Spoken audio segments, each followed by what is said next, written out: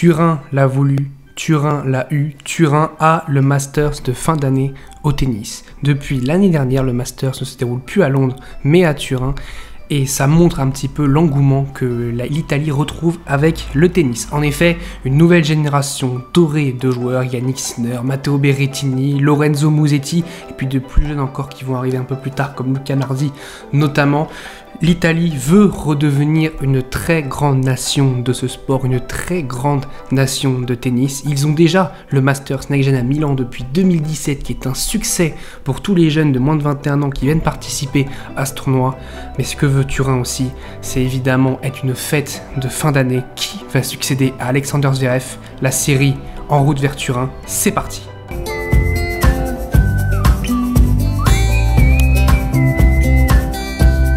Salut à tous, j'espère que vous allez bien, je suis très heureux pour une toute nouvelle vidéo. Ça fait longtemps, ça fait très longtemps on va dire que c'est le, comment dire, la retraite de Roger qui nous a mis un coup, qui a fait un petit peu qu'on a un petit peu stoppé les vidéos. Ça fait un mois qu'on n'a pas retrouvé les vidéos, et quoi de mieux que d'aller fêter un petit peu cette fin d'année en tennis, parce qu'il s'est pas passé grand chose ces derniers temps. On va parler notamment de Novak Djokovic qui a été l'homme de ces 2 dernières semaines, mais on va dire qu'il s'est pas passé non plus grand chose depuis, on va dire, la retraite de Roger Federer. Déjà bravo, félicitations à Gaël Monfils et à Rafael Nadal, qui, Svitolina aussi d'ailleurs, qui du coup ont fait un enfant, alors pas tous les 3 ensemble, mais Nadal a fait avec sa femme du coup un enfant qui s'appelle Rafael Nadal, comme son père. Et puis Svitolina et Gaël Monfils ce matin ont annoncé qu'ils avaient fait un enfant qui s'appelle Sky, une petite fille qui s'appelle Sky, donc on leur souhaite aussi toutes nos félicitations, on leur adresse toutes nos félicitations. Et on va commencer cette série Masters qui va débuter, on va parler des 8 joueurs qualifiés. Alors évidemment pour le moment il n'y en a que 5 entre guillemets qui sont qualifiés, mais quand on aura les 8, et bon, on fera une série justement sur les 8. Et on va commencer, ça me tenait à cœur de commencer avec Novak Djokovic. On va évidemment parler de sa saison, parler évidemment de sa saison qui a été un petit peu bridée pour Novak Djokovic, c'est pas un secret, c'est un secret pour personne. Et on va parler un petit peu voilà de ce qu'il a envie de faire, l'ambition qu'il a pour ce Masters. Évidemment, on va pas se le cacher, c'est évidemment de remporter le Masters de fin d'année. Donc on est là sur le site de l'ATP, évidemment on voit Novak Djokovic 7e mondial, ça c'est bizarre, hein. Normalement la barre là de plus haute devrait être un petit peu inclinée, parce que Djokovic est plutôt numéro 1 mondial, on a l'habitude de le voir, 35 ans évidemment, il est né à Belgrade, voilà, il fait 1m88, tout ça, coach Ivanisevic, vous avez plein d'informations. Et vous avez les informations évidemment sur l'année, et on voit que sur l'année, Novak Djokovic n'a remporté que 33 matchs. Et oui, c'est pas beaucoup, 33 matchs, on peut se dire c'est vraiment peu, mais on sait très bien tout ce qui s'est passé. Novak Djokovic n'a pas pu jouer beaucoup de Master 1000, n'a pas pu jouer 2 grands chelems, donc évidemment ça bride un petit peu et son classement et ses stats. Il n'a pas remporté de points à Wimbledon alors qu'il a remporté Wimbledon. D'ailleurs Novak Djokovic, juste petit aparté, il est 10e à la race, mais il est qualifié pour le Masters car il a remporté Wimbledon. Et quand on remporte un grand chelem, on a un petit peu ce bonus qui est un petit peu logique, puisque tu remportes un grand chelem, tu as ce bonus, t'es entre la 9e et la 20e place à la race, tu prends la place du 8e à la race. Alors évidemment Djokovic ne devrait même pas être 10e à la race, puisqu'il devrait avoir plus de 1000 points justement dans sa besace, mais il les a pas eu, parce que vous savez très bien que Wimbledon que l'ATP a refusé de donner les points de Wimbledon suite à la décision de Wimbledon de virer les Russes et les Biélorusses du tournoi. Donc Novak Djokovic, 33 victoires, 6 défaites, c'est vraiment un très très bon bilan, 11-1 en grand chelem. On sait très bien sa bête noire qui l'a battu en grand chelem, je vous rappelle pas, Rafael Nadal. Évidemment pour les fans de Nadal c'est c'était un très très bon moment. Pour les fans de Djokovic, un petit peu moins, mais ils ont pu se consoler après avec un Wimbledon évidemment. Master 1000, c'est de très peu de Master 1000 joués. Évidemment, les 4 Master 1000 américains, il n'a pas pu les faire. Quand je dis américain, évidemment, je parle aussi de Toronto, qui, voilà, je parle américain dans le sens Amérique du Nord, évidemment. Novak Djokovic qui mène 5-3 face au top 10, voilà, qui mène 4-1 en finale, qui a été voilà, une année, on va dire, plutôt bonne, parce qu'en termes de statistiques, c'est 84,6% de victoire contre 83,3% de victoire en carrière. C'est vrai qu'on peut dire pour Novak Djokovic que c'est vraiment plutôt une bonne saison, mais il n'a pas joué beaucoup, et même lui ça le dérange un petit peu, parce que voilà, et c'est dommage. Et c'est pour ça qu'on a vu Djokovic d'ailleurs très grande nouvelle, on a vu Novak Djokovic faire des tournois, on va dire entre guillemets, un petit peu plus bas. Alors un ATP 500, oui, ça c'est possible. Un très très bel ATP 500, il a été vraiment très très bon. Garin, il l'a écrasé. Botic, Van de Zandschulp, il l'a écrasé. Khachanov, il l'a écrasé. Contre Medvedev, il a été à 2 points de la défaite. C'était un peu bizarre parce que Medvedev est à 2 points de la victoire. Il perd le tie-break, il déclare forfait, enfin il abandonne direct. Et même Djokovic était assez surpris. Image un petit peu loufoque. Et d'ailleurs, on n'a pas très bien compris pourquoi. Blessé aux adducteurs, je crois, Medvedev, il a annoncé. Puis là, il bat Tsitsipas en finale. Il remporte 500 points. Il engrange la confiance. Avant, il avait fait Tel Aviv et là, franchement, par Novak Djokovic, faire un 250 pas à Belgrade, c'est quand même assez rare. Je me demande c'était quand son dernier 250 avant Tel Aviv, parce que Belgrade, donc je compte pas Belgrade parce que Belgrade évidemment vous le savez, hein, c'est chez lui, donc il y a quelque chose de spécial. Il a fait d'ailleurs un très très bon Tel Aviv, hein, contre Andourar, il commence 6-0, 6-3, contre Pospisil, contre son pote Pospisil avec qui ils ont créé quand même le syndicat des joueurs, qui fait aussi un match plutôt solide, contre Safiolin aussi, contre Marin Cilic. Alors évidemment les joueurs qui bat, c'est pour son standing évidemment c'est plutôt simple, à part Marin Cilic qui aurait pu peut-être enquiquiner. Safiolin 104e mondial, Pospisil 149e et Andourar 115e. Honnêtement, oui, ça fait pas beaucoup, mais ça fait de la confiance. Il a fait aussi la Lever Cup, évidemment, où il a fait un simple.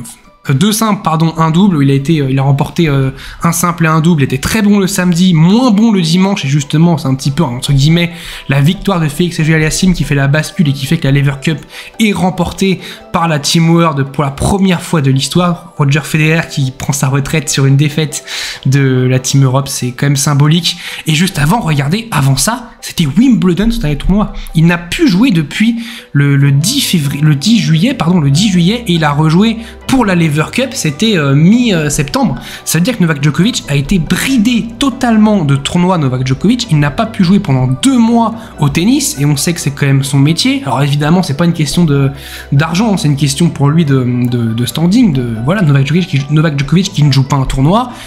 Pour tous les autres joueurs, évidemment, ça libère le tableau, parce que pour moi, Novak Djokovic est peut-être l'un des seuls en ce moment, à l'heure actuelle, où quand il est dans un tableau, il est favori. Et avec Rafael Nadal, évidemment, parce que c'est évidemment, ils font partie du Big Two maintenant, parce que Federer a pris sa retraite. Mais donc voilà, Novak Djokovic, quand il rentre dans un tournoi, il est favori de ce tournoi à chaque fois. Et donc quand il n'est pas là, bah, ça libère une place évidemment pour les autres. Donc Wimbledon, évidemment, on avait fait une vidéo sur Wimbledon, il a été très très bon, notamment le match assassineur, 5-7, mené de 7-0, il s'accroche, il revient, il gagne, victoire solide face à Nick Kyrgios. Il bat pas un top 10 quand même, mine de rien, il bat pas un top 10 sur le tournoi. Ouais, c'est vrai, on pourrait quand même lui entacher ça, puisqu'on l'entache ça à certains joueurs. On pourrait dire aussi que Novak Djokovic n'a pas battu un top 10 sur Wimbledon, mais bon, c'est pas mon style de faire ça, il mérite évidemment son Wimbledon. Roland Garros aussi, il a fait Roland Garros évidemment, où il fait un tournoi très solide avant de perdre face à Rafael Nadal, match un peu bizarre face à Nadal, j'ai pas très bien compris. Moi honnêtement, et je continue, enfin je le dis et j'assume, je voyais Novak Djokovic remporter ce match contre Rafael Nadal, et j'avoue que le scénario du match, j'ai trouvé assez bizarre. Nadal qui domine pendant un set et demi, qui mène un set double break. Djokovic qui revient, qui remporte le deuxième et puis qui après s'écroule dans le troisième. Il a le break d'entrée dans le quatrième et puis il perd au final le quatrième. Match assez bizarre. Il avait fait Rome qu'il avait gagné, il avait écrasé tout le monde à Rome. Un très très beau match face à Félix Auger-Aliassime. On me souvient, un match exceptionnel, un des plus beaux matchs pour moi de cette saison, vraiment en Master 1000 notamment, vraiment un très très beau match. Il a fait Madrid aussi, où il perd aussi d'ailleurs, peut-être pour moi le plus beau match en Master 1000 cette année contre Carlos Alcaraz, mais il avait été très solide avant contre Gaël Monfils. D'ailleurs, je crois que c'est le dernier match de Monfils, hein. Je crois que c'était le dernier match de Monfils cette année, Monfils qui a pu jouer depuis Madrid. Cette année, ça... Ouais, c'est dur, franchement. Belgrade aussi, hein. Belgrade évidemment, c'était chez lui. Belgrade, on se rappelle, hein, il revenait un petit peu, il commençait un petit peu à se remettre en jambes, c'est pour ça qu'il a eu des matchs très compliqués, que des matchs en 3-7, et il finit lessivé contre Andrei Rublev qui lui colle un 6-0 à domicile en finale. Ça fait un petit peu mal pour Novak Djokovic. Monte Carlo, il perd d'entrée contre Alejandro Davidovich-Fokina, et Dubaï qui commence pourtant fin février, qui était son dernier tournoi, enfin son premier tournoi de la saison, donc il n'a pas pu faire l'Open d'Australie, il n'a pas fait l'US Open, et pourtant, quand on regarde le classement, Novak Djokovic est quand même 7ème mondial, il est quand même 10ème à la race, en ayant joué un nombre de tournois très très faible. On le voit, Djokovic qui a dû justement, voilà, cette petite étiquette de qualifié, puisqu'il est forcément dans le top 20, il ne peut pas baisser. Mais on voit, on lui rajouterait les 2000 points de Wimbledon, il sera à 4700, il sera au niveau de Stefanos, enfin juste derrière Stefanos Tsitsipas, et il serait du coup, logiquement, voilà, il ferait partie des 5 premiers à la race, ce qui est logique. On voit quand même que le classement race, on va en parler un petit peu vite fait, que le classement race est quand même assez serré, on va dire, de la 7ème place, qui est pour le moment la dernière place qualificative, puisque je rappelle que Djokovic prend la place du 8ème pour le moment, donc Taylor Fritz, qui est 8ème à la race, n'est pas pour le moment dans le cut, et Félix Auger-Aliassime est pour l'instant à la limite du cut, mais regardez l'écart qui est minime, 20 points au tennis, c'est que dalle, honnêtement c'est que dalle, puisqu'il suffit d'aller par exemple à Bercy, il suffit qu'il y en a un qui passe un tour de plus que l'autre, et bah il passe devant. Il y a Hurkacz aussi qui est là, faut pas l'oublier. Zverev malheureusement, bah je crois qu'il va plus rejouer de la saison, donc Zverev c'est malheureusement il pourra pas défendre son titre, et c'est pas de sa faute, parce que voilà, Zverev aussi il est quand même 11ème à la race, en ayant joué 4 mois dans l'année, donc c'est quand même pas mal. Norrie est un petit peu loin, je pense que jusqu'à Norrie c'est un petit peu loin. Sinner, je suis un peu déçu de Sinner, même s'il s'est blessé, donc évidemment il peut pas prendre de points. Berrettini, il y a beaucoup de blessures, donc il peut pas trop être présent. Donc je pense que ça va jouer de Félix, Taylor Fritz et Hurkacz pour la dernière place qualificative. Rublev et Medvedev ont trop d'avance, s'ils gèrent un petit peu leurs points, ça devrait aller. Pour Novak Djokovic, évidemment, l'ambition, ça va être de gagner encore un Masters, de rattraper Roger Federer en nombre de Masters gagnés. On rappelle que Djokovic, évidemment, il vit de ça, il vit des stats, il vit d'être le meilleur joueur du monde en termes de stats pour mettre fin au débat. Il n'a pas le nombre de grands chelems, il est deuxième en nombre de grands chelems. Il est le premier en termes de semaines placées numéro 1 mondial. Ça, on a tendance à pas assez le dire, je trouve. Hein. On a tendance à pas assez dire que Novak Djokovic a quand même passé 360 semaines, plus de 360 semaines à la première place mondiale. Je sais pas si on se rend compte. Et Novak Djokovic a envie évidemment de remporter le Masters. Et je pense qu'aussi il a envie, et ça c'est un petit peu à titre personnel et aussi pour nous montrer un petit peu à nous, voilà, que Djokovic sera là pour la saison 2023. Je pense qu'il a envie de finir l'année invaincu.